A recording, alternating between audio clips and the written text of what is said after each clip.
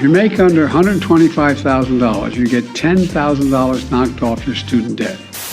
Is it fair to people who, in fact, to do? But when you forgive debt, you're not just disappearing debt. So who is paying for this? Today, we really proved that socialism wins. The Biden administration actually did it. They did the least progressive thing that progressives have ever done in the history of the country. We'll talk about more of the student loan fallout. There's a New York State senator that said, yes, socialism wins. Also, Gavin Newsom and California Democrats have banned gas cars as of 2035. And there's actually some interesting updates on the Breonna Taylor case from 2 years ago, the shooting that killed one Breonna Taylor. All that and more coming up on this episode of Daily Caller Live. My name is Jobob. Daily Caller Live starts. Hold on, wait a second. We didn't cue this up. Okay, it starts right now. 2, 1. Here we go. That might be the only brown guy on earth named Jobob. That is actually her name, Jobob. Live from the dingy bunker, completely cut off from the outside world, except for you fine folks. My name is Jobob. This is Daily Caller Live. Thanks so much for tuning in on today. It is August 25th, the year of our Lord 2022. A lot happened yesterday. We spent pretty much the entire show talking about student loans yesterday. We're going to spend a decent chunk about it, talking about it again today, considering that the Biden administration is officially out with the announcement saying that they're going to cancel student debt. So, and by cancel student debt, I mean transfer that debt to other taxpayers. There's no such thing as canceling debt. Let me play this clip from Joe Biden yesterday as we talk about this. And this is him just kind of talking about it, what it is. Very, very short clip. And then we'll get to some of the more interesting stuff that he said and also KJP said in a little sparring match with one Peter Doocy of Fox News. Check this out. If you make under $125,000, you get $10,000 knocked off your student debt.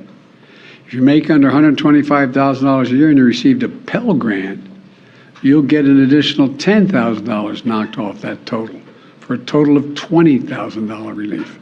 All right, so that's basically it. We summed it up yesterday. Nothing has really changed from there. This is a political stunt, by the way, as you can see the little chyron here. Yeah, it is a stunt. Probably because I don't think this is actually going to get through any of the courts, which is just going to be a whole other storm that we have to deal with. But the Biden administration is, quote unquote, canceling or redistributing debt from people who decided to take out student loans and then realized they don't want to pay them back, even though there's a promissory note and an intention to pay them back. They complained enough that it got to the president of the United States, and therefore they're going to attempt to move that debt to other people. Watch this clip. This is from the end of this little press conference thingy, and by press conference, I mean his statements given. Peter Doocy asked a question. Oh, shoot, it wasn't Peter Doocy. This was not Peter Doocy. Somebody else asked a question, basically saying, hey, do you think this is fair? I don't know. In the comment section, let me know what you think of whether or not that this is fair, that people are going to get $10,000 for student loans, generally speaking. I don't think there's any justification to forgive any sort of student loans, considering the people that have college degrees. One, unemployment is at like an all-time low. And two, of that, the people with college degrees and have student loan debt are even less unemployed than that. So I'm not sure what the justification here is, other than whiny kids complained too much, and that's what they're doing. But anyways, the fairness question comes into play. Let me play you what Joe Biden said while walking away from the podium. Also, if you haven't already, I see a couple thousand of you watching on this thing. Go ahead and click the little like button, the reaction button. Maybe this makes you insanely angry. Maybe you've been frustrated for a while. Go ahead and click the little reaction button down there. It really, really helps us out. Let us know in the comment section whether or not you think this is fair. Also, the little share button, if you feel so inclined, really, really does help us out continue doing what we're doing each and every day here on Daily Caller Live. All right, watch this from Joe Biden as he walks away from the podium. Mr. President, is this unfair to people who paid their student loans or chose not to take out loans? Is it fair to people who, in fact, do not own multi-billion-dollar businesses if they want these guys to give them all a tax breaks? Is that fair? What do you think? What about people who paid their loans, though, struggled to pay their loans, and now others don't have to? So that was kind of a weird, rambly thing. Somebody said, hey, do you think it's fair to people that paid their loans already? People that just finished paying their loans like last week, which, by the way, that was stupid of you, apparently. Apparently, it was stupid of you to pay loans. My wife and I were talking about it this morning. She got her master's degree, and together we paid it off pretty much immediately. Her working through her master's program, me obviously working. Apparently that was dumb of us. Apparently we should have bought a nicer car or taken a nicer vacation instead of paying that loan down, because I think her grad school was only like $10,000 or $12,000. How dumb of us to pay it off. What bad Americans we were. But Joe Biden they're saying, well, is it fair that some people own million-dollar corporations? Okay, but the majority of Americans don't own million-dollar corporations, so not entirely sure that argument's all that great. And the people that paid off their student loan debt, which, mind you, only like 13% of Americans actually have student loan debt, so it's a pretty small constituency that a lot of us are going to have to be paying for. So $10,000 for the 13% of Americans that have student loan debts equates to about $2,100 per taxpayer. So there were, geez, I'm going all over the place here this morning. On the Twitter machine, which is just a horrible place, a bunch of people were saying things like, I paid off my student loan debt, and because I'm not a bad person, I have no problem with forgiving others of theirs. Okay, well, yeah, but it's not forgiving. It's somebody's paying for it, and the people that are paying for it are you. So I responded to all of those people saying, okay, well, go ahead and Venmo me $2,100 if you don't mind paying for other people's frivolous spending habits. I'd happily take your $2,100. You know what? We'll even accept it into my nonprofit, so it's a tax write-off for you. How about that, Mr. and Mrs. I am better than you because I don't mind loans being forgiven. Oh, they're not forgiven. They're just transferred to somebody else. That's not how that works. But Joe Biden also then saying that the corporations that got millions in tax breaks are a different thing than transferring debt. Tax breaks and tax incentives given to companies to broaden their scope and hire more people and give more people jobs. It's not entirely at all relatable to quote unquote canceling / redistributing debt. Not the same thing. This exchange with Peter Doocy with KJP in the White House press briefing room was, I think, the best clip to come out of today.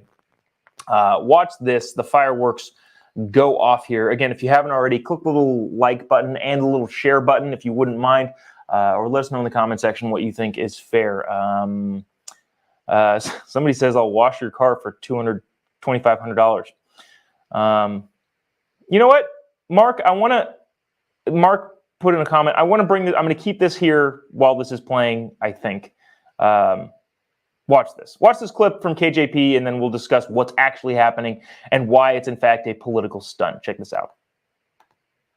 For that, and that again, here's what we have done. Here's a lot about how much it might cost, it might not cost. Who is paying for this? What we are saying is the work that this administration has done, the work that the Democrats in Congress has done, is actually there, and you see that the 1.7 trillion deficit deduction that you see is going to benefit us in being able to do something for the middle class, to do something for the middle class. But when you this is about doing something for people who make less than $125,000, $1.7 trillion. That's what we've been able to do. But when you forgive debt, you're not just disappearing debt. So who is paying for this? And then I'll give you the second part. We lifted the pause, right? We're going to lift the pause at the end of this year, which is going to matter, right? Which is going to offset a lot of what we're doing as well. When you think about the $4 billion that's going to go back into as revenue back into this process of folks paying right their college tuition, that matters as well. So we are doing this in a smart way. We're doing this in a way that's going to be effective. We're doing in this a way that keeps to the president's promise on giving people who need some breathing room, who need some breathing room. I just laid out for you. No, Peter, I just laid out for you how we're seeing this process and why this matters. Again, I just laid out because. Yeah, that's enough of that. KJP, I wanted to bring up some comments here. Phyllis said, but who's paying? Answer the question. She didn't. Well, no. This is going to be broadly beneficial for the synergistic approach of the United States of America. And I just stand up here at the White House press briefing room and blabber on about words that people like to hear in the news, such as approach, America, patriots, paying for things, and broadening the scope of all of our horizons. She didn't actually say anything. Dan said, pay off my car loan because I was pressured to have a car to go to work. You know what, Dan? I sympathize with that. I also was pressured predatorily into a car loan because I wanted a car. I think those loans should be paid too. Philip agrees and says, let's pay car loans next. But I feel like Mr. Mark here, had probably the comment that I would like to bring up here, especially when we're talking about Joe Biden's political stunt. It's just buying votes. I said on the Twitter machine earlier that there's so many of these fun comments, that the Democratic Party is hemorrhaging Black and Hispanic voters. And this is just a way to solidify the voting bloc that they think they have, which is educated, rich, white women who went to school and carry student loan debt, who are just struggling so much to pay their student loan debt. Oh my gosh, how can I do this? I'm not going to give up my $7 Starbucks every single day or my mani-pedis, but I need my student loan debt forgiven because I just can't afford it anymore. So they're just trying to solidify that voter base. Wow, there's some comments already on my rich, white, college-educated woman accent or impression. Jeez, okay, I see where you guys are. So yeah, that's it. There was a great article that I didn't bring on because I'm bad at my job.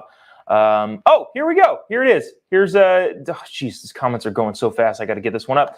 Denise says socialism. With a distraught face. Yeah, that's exactly what this is, which brings us into this clip that I wanted to bring up. This is a state Senate race in New York, in Queens. Some gal named Kristen Gonzalez ended up winning her primary, and this video has surfaced. Let me know in the comment section. I don't know, what do you think of socialism? I have an I Love America shirt on, which inherently then means I think that socialism will kill us all. Socialism and communism has a higher death toll than any virus, any plague, any meteor striking the earth, than anything, really. It's the biggest killer of mankind is socialist policies. Yet there are people that are going to win state Senate seats in New York saying things like this. If you haven't already, click the little like button and a little share button. Because people need to see this. This is actually a problem. We're going to all have to deal with this. Watch this. I know we're saving the speeches for a little later, but today we really proved that socialism wins.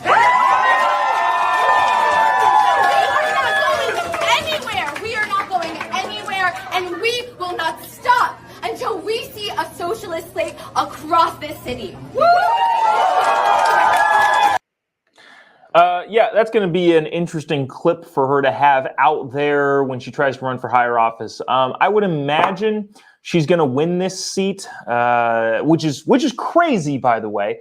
The problem is the same thing with AOC in her congressional district, I think around the same area. The issue that you have is in primaries, people who are very fervent about elections end up showing up to vote, while the majority of people just don't vote in primaries. This is a strongly held Democrat seat. I believe she's registered as a Democrat, even though if I were a Democrat and I was controlling the DNC, I would boot all the socialists out and say, hey, you can't register as this party. That's a different problem for them to solve. But this is going to be interesting to see how this continues to play out across the country. Again, socialists, avowed socialists, getting elected to office is a little crazy. A lot of people saying Biden is buying votes. The student loan debt is buying votes. Yeah, no, you're right. It's all you're right. This is bananas. And it is socialism in a lot of ways, shapes, and forms. And speaking of socialists, I wanted to get to this. Governor King Gavin Newsom out in California, they've banned gas cars. Because, if one thing California needed to fix, it was those god-awful gas cars that are driving around the state and transporting people to the jobs to pay the taxes that run the government. This is kind of interesting, though, and again, just from a political standpoint, if there's anything that I would like this show to do, spending however many years I spent as a political consultant and still doing advisory work in some way, shape, or form in the political realm, I always want to point out what is a political stunt and versus what is actual governance. Unfortunately, most of the things that government does, state government, federal government, local government, local government is probably not this. 80% of what they do is all political stunts in order to achieve or attain a higher office. This political stunt in California is no different. California is set to move closer to banning the sale of new cars running only on gasoline by 2035, a major step in the car-loving state's fight against climate change. So California is banning gas cars, the sale of new gas cars by 2035. Now, the timeline here is pretty interesting given California's term limits and, basically just that, term limits. The year is 2022. Actually, hold on. Let me finish telling you what's actually happening. The expected embrace of the policy by the state's Air Resources Board during the meeting scheduled for Thursday comes after Governor Gavin Newsom set a target in 2020 for cleaning up California's auto fleet. The proposed regulations would set strict deadlines that can absolutely be moved by the next people in office for meeting that goal, forcing automakers to step up production for cleaner vehicles considerably starting in 2026. The requirements would only speed forward from there until the zero emission, other than the making the electricity emissions and the disposal of the electric batteries once they're done and the solar panels used to power those. Once all of those are, those don't count as emissions. Those are, something else. Just kidding. They actually are also emissions. Pickups and SUVs will also be limited to limited number of plug-in hybrids, allowing to be sold in the state until 2035. There's nothing else more important there. Basically, they're setting a deadline in California that no new automobiles with gas power can be sold until 2035. Here's the interesting thing. In 2035, first of all, California, in both houses of their legislature, the state assembly and the state senate, as well as the governor and all of those other statewide offices, the only problem is that all of them will be gone. California has term limits for the state assembly and the state senate, 12 years, depending on how you split your time between either. You can spend, 6 years in the assembly and 6 years in the senate, whatever you want to split, 12 years. What's 12 times 22? 2034. Meaning that if somebody was elected today, they would be out of office by the time this thing is set to go into effect, meaning that nobody's going to be around to enforce it, meaning that this is strictly a political move by King Gavin, who is running for president, to say, look, we're going to ban cars by 2035 in the state of California. It's not going to happen. Nobody expects it to happen.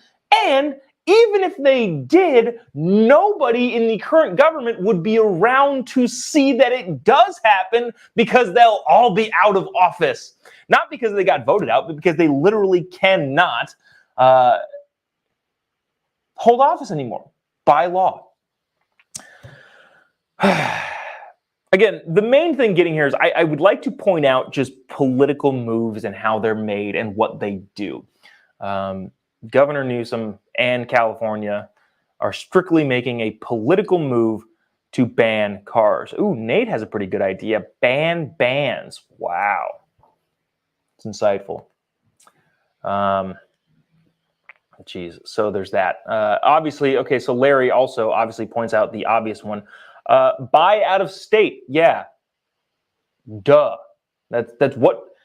If this wasn't a political move and this was a governance move, and if they were able to enforce it, and if the electrical grid was upgraded to an extent that could handle all of the electric vehicles, and if we just figured out how to dispose of the batteries, and if we figured out the way to, I don't know, generate more electricity just using green energy because that's what doesn't cause emissions, if all of those things happened, just buy a car out of state. I don't know. Las Vegas is like 3 hours from where I live. Just buy the car there. And also, who says, where does a transaction take place?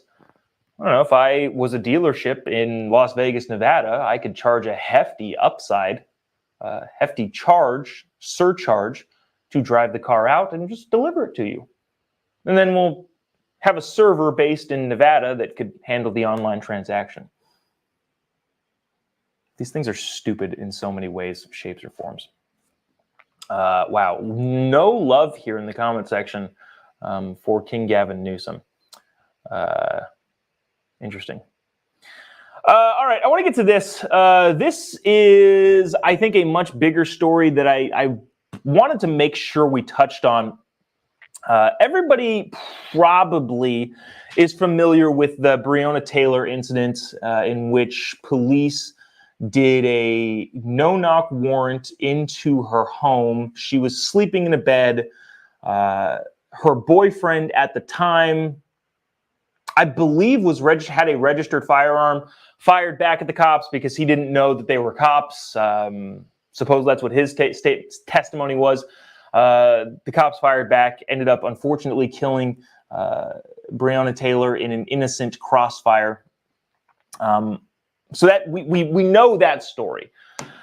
I think the super extreme lefties politicized this probably too much, in that they were looking for murder charges, which, without getting into the details of what constitutes as murder or versus manslaughter versus any of the other things that they would have been charged with, without getting into that, this thing got politicized a ton. Now, the problem with stuff like this getting politicized, hyper-politicized, especially by the left, and especially when they play the race card and the anti-cop card, is that missteps often go unlooked. Now, I am a pro-law enforcement person. I think we should have laws. I think we should enforce those laws. And I respect the people that put their lives on the line every single day to enforce those laws. Having said that, I respect law enforcement, but don't think that they're infallible. This would be a perfect case of that. And by perfect, I mean exactly the case of why we should respect law enforcement, but not call them infallible and hold them to any lesser account than we would if we, I don't know. They're government workers, essentially, and this was a huge failing here. This is from the Department of Justice. So you heard about the no-knock warrant. You heard about her getting caught in the crossfire. What I think didn't make the news, because this got so hyper-politicized, was the way that the warrant affidavit was obtained. That's what there are 4 detectives in the, shoot, I forget the police department's name and I can't find it here in the article. That's what the police department the 4 detectives in the police department's office are actually indicted for in civil court in the federal judicial system. An officer named Goodlett pled guilty to, shoot, did I seriously cut off the part where what this specific charge? Basically misleading the judge that issued the warrant. Goodlett admitted that key information in the warrant affidavit was false and misleading. For example, the other PD detectives claimed that in the warrant affidavit, that U.S. postal inspectors had verified a target of a narcotics investigation, someone named JG, who was the former boyfriend of Breonna Taylor. And they had received packages at Taylor's home. Goodlett knew this claim was false because the other detective told her that he had learned there was nothing there and that the Postal Service had not flagged Taylor's address for receiving any suspicious packages. The warrant affidavit also claimed that JG used Taylor's home as his current home address. Goodlett admitted that this claim was misleading because officers knew that JG, the suspect in this narcotics investigation, did not live at Taylor's home. In fact, Goodlett acknowledged that she and other detectives knew of no evidence that JG had even visited Taylor's home in the last several weeks before the warrant was obtained. So the bottom line here is that the police department in the Breonna Taylor whole situation lied about the process by which they sought the warrant. And a problem with that is that, I copy and pasted too much of this article, I think, and I'm having trouble finding what part of this is. Oh, here we go. On May 16, 2020, about 2 months after Taylor's death, media outlets reported that the postal inspector had previously specifically denied the detective's claim and made it into the warrant affidavit. So the postal inspection services said, no, we didn't tell them that there were suspicious packages going to this, which they used to get the warrant. The next day, the other detectives texted Goodlett, the one who just pleaded guilty, that a criminal investigator wanted to meet with him. Goodlett further admitted that she and the other detective arranged to meet in the detective's garage that night. During the garage meeting, the other detective told Goodlett that they needed to get on the same page because if he went down for a false warrant, she would go down too. Goodlett admitted that she and the other detective agreed to repeat the false cover story to others. Bottom line here is that the cops got something wrong and then tried to cover it up. Got something wrong and specifically lied about it, probably, which she pled guilty to, and tried to cover it up. Philip says, wasn't it in Louisville? Yeah, I think it's the Louisville M police. I'm not sure what the M stands for, but the police department got it wrong and then tried to cover it up. So the only reason why I'm bringing this up here is because if you are a lover of liberty and lover of freedom, yes, you can support law enforcement. Yes, you can back the blue if you want to say that. But at the same time, when they get something wrong and then try to cover it up, it does us no good to pretend that it didn't happen. At least that's the thing that I choose to believe. There's no way that you can love liberty and at the same time turn a blind eye to when that liberty is infringed on your fellow Americans. That's the bottom line in this whole case. We can go on further, I guess, and talk more about, I don't know, different components of this. But the bottom line here is that this is going underreported. Officers, again, in the Breonna Taylor case, are pleading guilty to conspiracy that they completely mishandled getting the warrant and flat out lied about it and then tried to cover it up. And as a society, we cannot tolerate that, regardless of how you feel about law enforcement. They are government officials, and while they should be respected, and I do respect them, they are not infallible in any way, shape, or form. And when they do make huge mistakes like this, we should point it out and not shy away from it. Again, I wish this didn't get so politicized by the left, but yeah,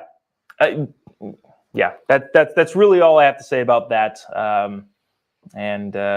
You know, keep people honest. That's going to do it for us today. Geez, that was kind of a dreary note to end this thing on. But the Biden administration, if they do anything else with these student loan things, we will bring it to you loud and proud. A lot of people making some, wow, interesting comments here. Comments going both ways, saying society, we cannot tolerate any police lies, and then also saying some other stuff that I'm not going to bring on air here. Anyways, that is what it is. Any new information from the Biden administration comes out over the next couple of days, we will bring it to you. Any more socialists winning any primaries, we'll also bring that to you tomorrow. And on a Friday, there's some funny videos that we've been sitting on. If you've seen the hot dog beer video at the Yankee game, I'll play that tomorrow because we've run out of. There's been too many things happening, so I can't get that on the show. We'll bring that on tomorrow, as it is Friday. If you haven't already, would appreciate you clicking the little like button, the little share button. Would really appreciate you doing so. Also, give me a follow on any of your social media platforms. If you follow me on Instagram, something weird happened yesterday where I've got like this little subscribe button on my Instagram page now. Don't subscribe. There's nothing to subscribe. I'm not putting out any exclusive content. There's no nothing of that. I just can't get this stupid button off of my stupid account. So anyways, give me a follow on any of your social media accounts, and we can continue the conversation there if I feel like it. It's going to do it for us today. We'll see you tomorrow, same time, same place. God bless America.